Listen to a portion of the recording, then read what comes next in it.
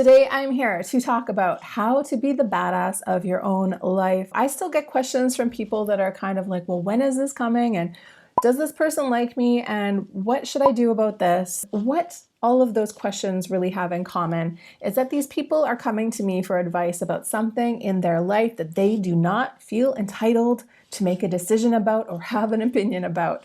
So today, this episode is for you if you are trying to outsource big thoughts, big ideas, big attitudes in your life. It is time for you to come back in, get control, and remember who the you really are. I'm really excited about this one, so let's get right into it.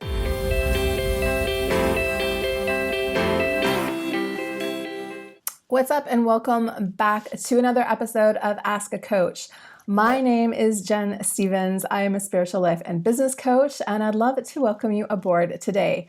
Ask a Coach is where you get to ask me the hot topic on your mind that has to do with mindset and manifestation. I am here to help you up-level your life by up-leveling your mind, and I would love to answer your questions. So on that note, today I'm not actually going to answer a question. Today I'm going to give you a little pep talk, a little self-love, and hopefully inspire you to look at your life in a little bit of a new light. So as I said in the intro, today we are talking about becoming the badass of your life. Basically, I'm challenging you today to rise up, take your power back, and become the center of your own universe. Before we get into the topic today, I know there's a lot of resistance around this, because so many of us have been programmed to always put everyone else first.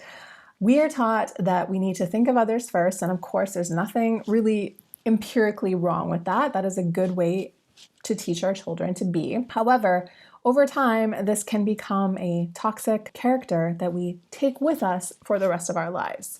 Similarly, when we go to school, we are programmed to put all of our authority into the teacher.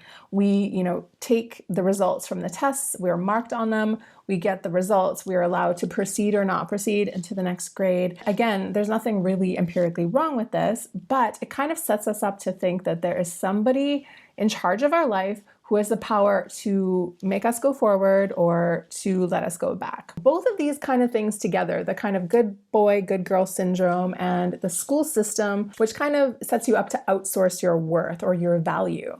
Those two things together can leave us as an adult as somebody who is not used to putting ourselves first. We are not used to showing up as the badass who we really are meant to be. As I said in the introduction, I get questions from you guys all the time that are not really the questions for Ask a Coach. So these are questions like, I've been dating this person for 2 weeks and they did this thing and I'm not really sure if they like me, or, I need to make this decision about my work, or, how do I feel about this? And when is my manifestation coming? And all of these questions, they might not look that similar on the surface, but they really come down to one common thing. Just because these people are asking me these kinds of questions, I can tell that they are not showing up as the badass of their own life. If you are coming to me to ask me if some guy likes you, that means that you don't really trust your own opinion on the matter.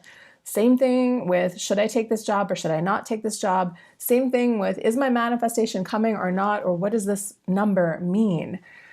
I mean, you can come to me with some questions about things, but the most important tool that anyone will ever have in this journey that we are all having as spiritual creatures, having a temporary human experience, is learning how to trust yourself. I know it is so much easier to go online and to Google things, to get a bunch of opinions, to poll your friends for advice. I know I have people coming into my Instagram DMs and they're asking me a question about something that they could very easily go over to my website and type into the search bar and get an answer for right away. And this just kind of shows me that you're outsourcing the work in one way or another. You're either really outsourcing it, like, I want you to Google this for me. I want you to show me the blog article. Like, I have to go back, you guys, too. Like, I don't have all the URLs memorized. If I want to send you a post, I have to go search for it myself. So you coming to ask me that, really we're doing the same thing. You typing something into the search bar is the same as me typing it into the search bar. So why not just go ahead and do that? Because I can never get to everybody's message necessarily. That's just one example. But again, if people are asking me about, does this person like me? Should I take this job? Is this good enough? Is the universe coming my way? You are just really not trusting yourself. You are not trusting your intuition. You are not trusting your thoughts. You are not trusting your opinions. And that is the bigger problem. We all have to learn how to stand up and be the player of our own game. And I know that most normal manifestation routines, they don't really teach this part. It's still very passive, just set the intention and sit back and think your thoughts and things will happen for you. But for most of us, it doesn't happen like that, because from my understanding of the way manifestation works, it's because thinking about something consciously is one level of energy, but you also have your subconscious mind. You have your words and you have your actions and you have your identity and your self-trust. My question for you, my little manifester, who is feeling like you need someone else's opinion, who is polling your friends, who's asking random strangers on the internet for advice about your life, what are you looking for? And what do you really want someone to say? The other thing that comes from these questions, of course, I just touched on, is that I know that when people are coming to me with these sorts of questions, they are wanting me to say something specific. I don't know what that specific thing is, but it is very clear to me that they want me to tell them, yes, this man who has been ignoring you for the last 6 months is deeply in love with you. Or yes, this job that doesn't really feel like it's the right one and isn't paying you what you want to be paid, this is the job that you should take. They want me to give them an answer. They want me to be specific, even though I don't know anything about the situation. I know people write out a paragraph and think that I know more than them about the subject matter, but trust me, I do not. You are the one that knows the most about your life. Sometimes we ask for other people's opinions and we give people a tiny little bit of the story because we want to hear something, because we want a stranger on the internet to say, yes, of course, this man's in love with you, clearly. Even though I can guarantee that the little paragraph that you sent me is not containing all the relevant information. And I'm guessing from the information that you gave me, there's probably some really bad stuff in there that maybe you didn't want to share because you wanted me to say something to you to make you feel better about your desires. Two things here. Sometimes we ask for outside opinions and tell skewed versions of the story because we want someone to indulge us in our fantasy. We're not ready to see the truth. We want the truth to be different than what it is, and we are trying really hard to have other people on our team and other people tell us what we really want to hear, even though we know it isn't true. So that's one thing to look out for. But the big thing to look out for here is that no matter who the person is, me, a stranger on the internet, your best friend, your mother, your partner, no one else's opinion matters as much as your own. What would happen if you had to go through life without asking people questions, without asking me to Google things for you, without polling your friends to see what this message meant? What would you think and feel if you were challenged to stand energetically on your own 2 feet?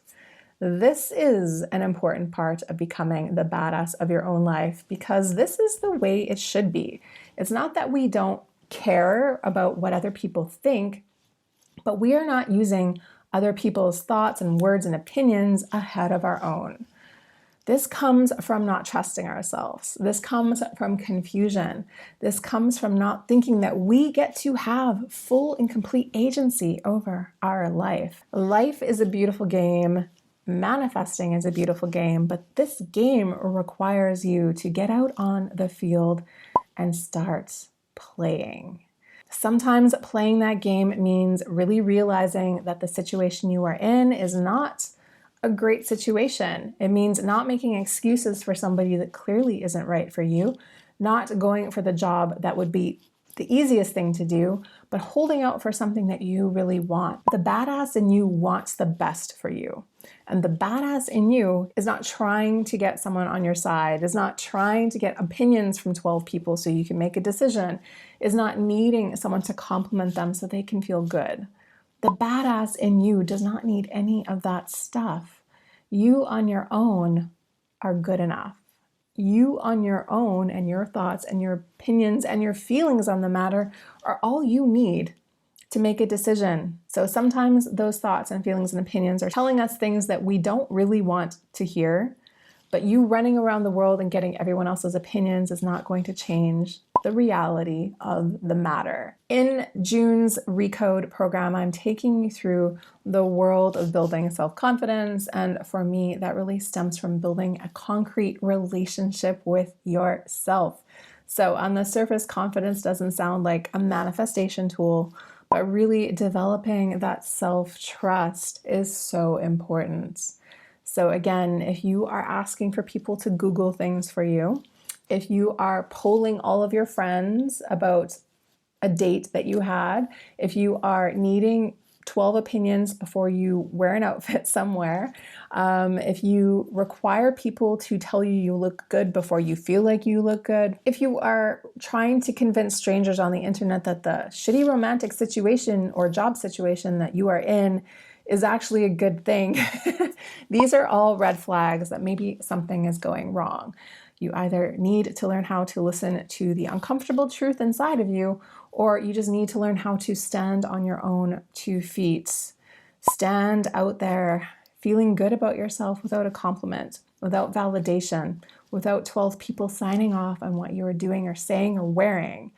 These are things that are available to you. And when you stand up and act like the conscious creator of your life, all of the rest of it becomes so easy. I know right now you don't think that this is doing any harm, but trust me, putting all your energy and attention to all these different people because you need all these different opinions and all these different voices in your mind before you can feel good about the voice that is actually in your mind. This is a waste of your precious energy. This is you giving your sovereignty away. This is you eliminating your boundaries and inviting in all this stuff from everybody else. You are so much stronger when you stand on your own, and on your own is the best place to be. Again, that doesn't mean we don't take anyone's opinions into account, doesn't mean we need to act alone, but it means that our core desires, our core actions, our core decisions are generated from ourselves. And that is a place of true power, my friends, that polling people, asking questions, outsourcing the hard stuff in your life, that is never going to get you there. So that's it for today's Ask a Coach, which was not really Ask a Coach. That was it for my little pep talk for you today. I hope that you enjoyed this. There are no coincidences, so I know there was a little nugget of information in there today that you need to take with you and apply to your life. If you have any questions for a future episode of Ask a Coach, go ahead, drop them below, or come on over to Instagram and say hi, because I would love to hear from you over there. If you enjoyed this pep talk today, go ahead and give me a thumbs up. And other than that, I will see you back here in next week's episode. So until then, I'm wishing you so much self-love, badassery, and confidence.